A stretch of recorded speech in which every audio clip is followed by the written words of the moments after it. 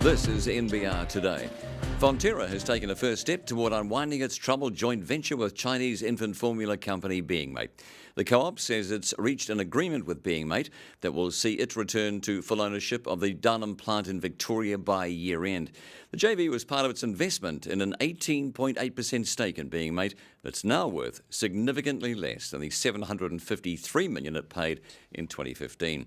The dairy co-op has also revealed it's considering selling its Tip Top ice cream business as part of the ongoing review of its portfolio, which is aimed at reducing debt by $800 million. Fonterra said it's revised its 2018-19 forecast farmgate milk price range to $6 to $6.30 per kilogram milk solids from the previous range of $6.25 to $6.50, although its forecast earnings per share range has been maintained at 25 to 35 cents. I spoke to Chief Financial Officer Mark Rivers about what's next for the Beingmate connection. Right. So after taking Enma back and then with the having the Darnham manufacturing relationship sorted, then what's left is a financial stake in the company. And so with that, then the full range of options are at the table. Which include what?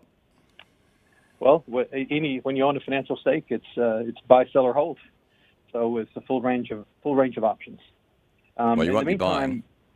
So it's a full range of options this time. And so as we proceed and we will make a decision, then we'll come out further with that.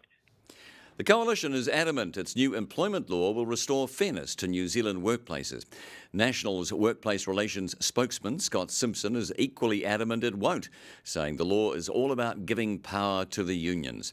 He says the Employment Relations Amendment Act will increase union power and influence and help them recruit more members.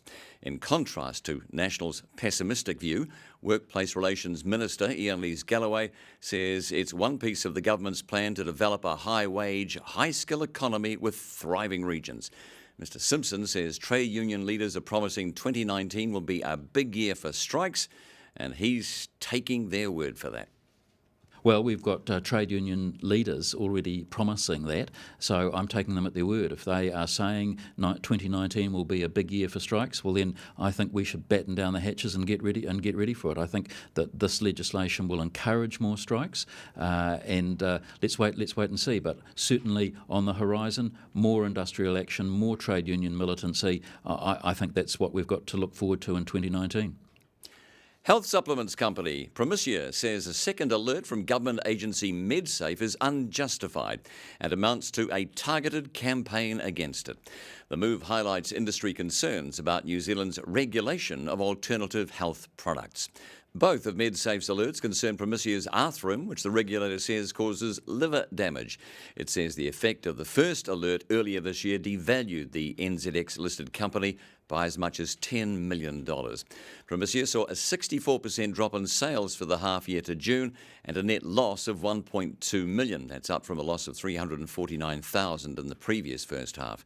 This week it announced a 3-for-1 rights issue of up to $1.67 million at 1 cent a share. However, the announcement cautioned the offer involves a high risk of loss of investment. Landcorp appears to be in for a shake-up under new chairman Warren Parker, with the government signalling it wants the SOE to change direction. While not openly critical, shareholding minister Shane Jones is clearly uncomfortable with some of Landcorp's recent decisions, including selling off farms. Dr Parker is a former chief executive of Rotorua-based Forestry Crown Research Institute Scion and is to be given clear direction from the government about where Landcorp should focus its efforts. Mr Jones says when the coalition took office, Landcorp, which operates under the trading name Pamu, was still selling farms to wealthy Chinese buyers.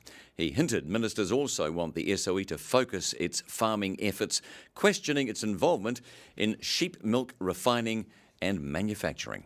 I won't hide from the fact that there was a debate, and at the end we've made our choice, but the clear message has been given, and the new chairman will be given a very clear message that we want the basics stabilised.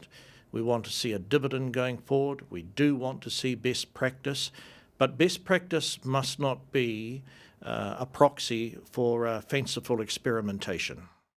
After Spark's plan to include Chinese firm Huawei in its future 5G network was blocked last week, GCSB Director General Andrew Hampton confirmed the agency had told Spark a significant network security risk had been identified.